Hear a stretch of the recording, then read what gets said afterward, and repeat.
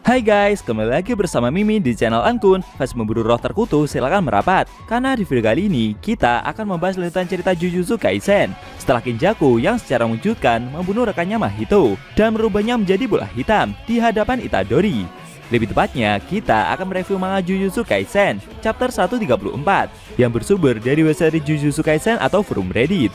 Buat kalian yang belum melihat review chapter sebelumnya, bisa klik link di deskripsi atau bisa juga klik link di pojokan atas video ini ya. Dan buat kamu yang cuma ngikutin animenya atau tidak mau kena spoiler, Ankun sarankan mending stop videonya aja dari sekarang. Nah, di chapter 134 ini, para penyihir datang memberikan bantuan dan membuat Kenjaku terpojok. Penasaran? Oke, langsung saja kita bahas. Let's go!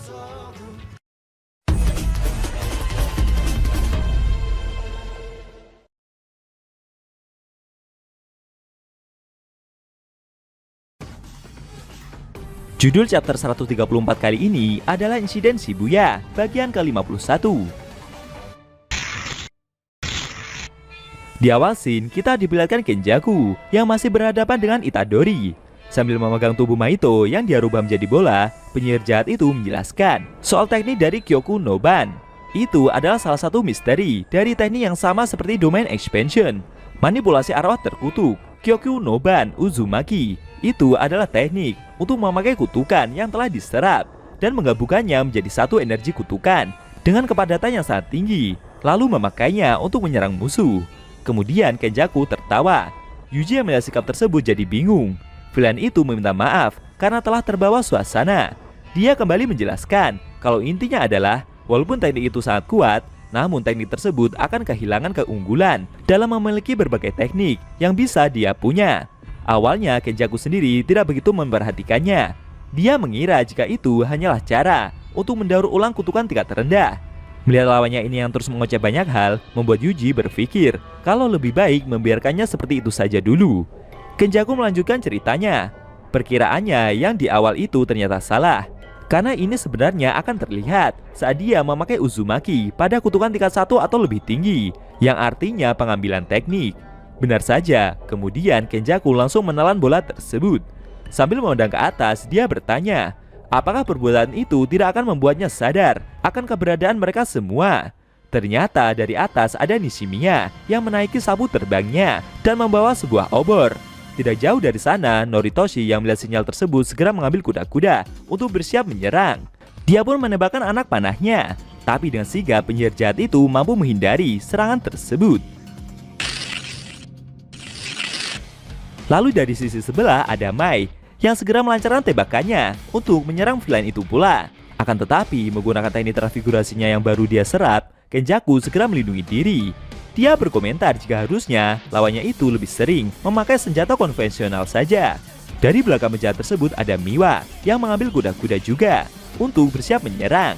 Dia bercerita jika saat SD dulu sering dijadikan kapten dalam permainan baseball. Ibunya dulu juga sering membantunya dalam mengecat rambut menjadi hitam. Miwa juga bercerita saat SMP bertemu dengan Master.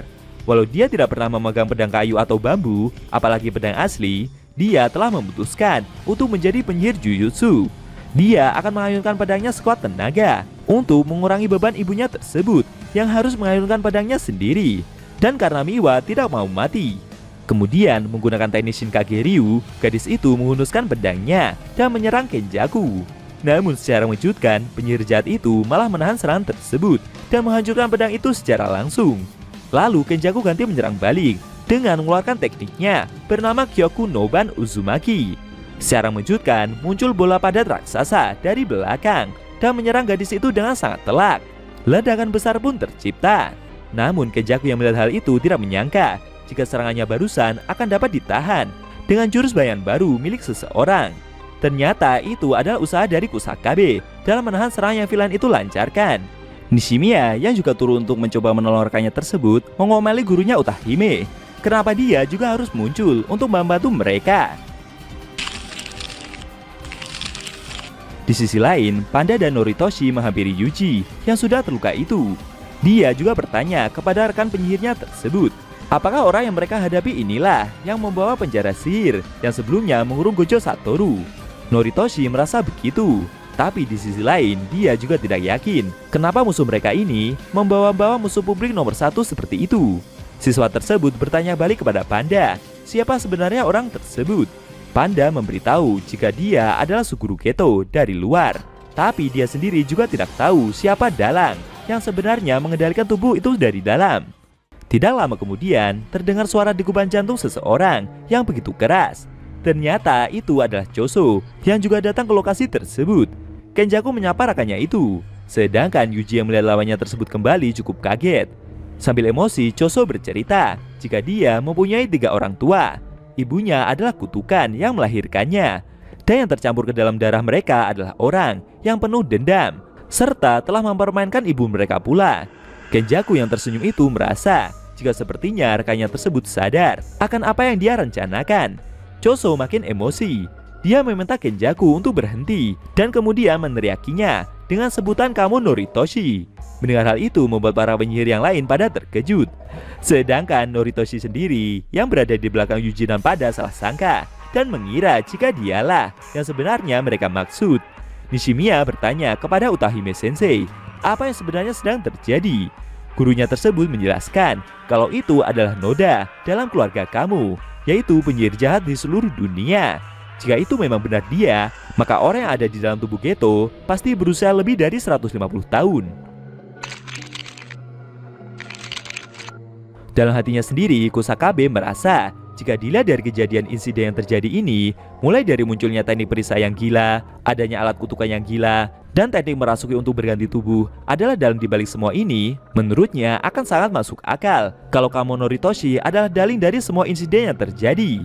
Kenjaku memberitahu jika nama Kamo Noritoshi hanyalah salah satu dari banyaknya nama yang dia miliki. Dia mempersilahkan mereka semua untuk memanggilnya dengan sebutan apapun yang mereka mau. Choso sendiri yang masih emosi itu berjalan menghampiri Kenjaku. Dia bercerita kalau sebelumnya, kalau penyihir jahat tersebutlah yang menyuruhnya untuk membunuh Itadori, yang notabene adalah adiknya sendiri. Namun tiba-tiba Urame muncul dan mencoba melindungi pengguna kutukan itu.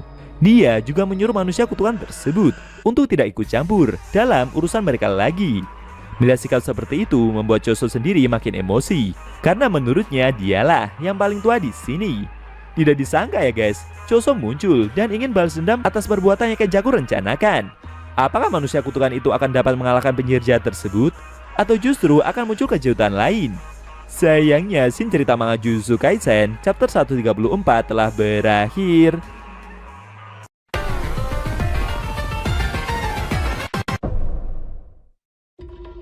Nah, itu tadi review manga Jujutsu Kaisen chapter 134 yang intinya memperlihatkan Choso yang emosi dan kembali ke medan pertempuran demi menyelesaikan urusannya dengan Kenjaku. Karena sebelumnya penyihir jahat itulah yang menyuruhnya untuk membunuh Itadori, yang notabene adalah saudaranya sendiri. Bagaimana menurut kamu? Jangan lupa tinggalkan komentar kalian ya. Kalau mau nonton review sebelum atau selanjutnya bisa klik link di deskripsi. Linknya udah Mimin taruh di sana kok. Buat kalian yang nonton review manga Jujutsu Kaisen secara maraton, bisa klik link di deskripsi juga ya guys. Oke, tekan like kalau suka sama video ini dan dislike kalau nggak suka. Jika ada kata-kata dari Enku yang kurang pas, Enku mohon maaf dan sampai bertemu di video review manga Jujutsu Kaisen selanjutnya.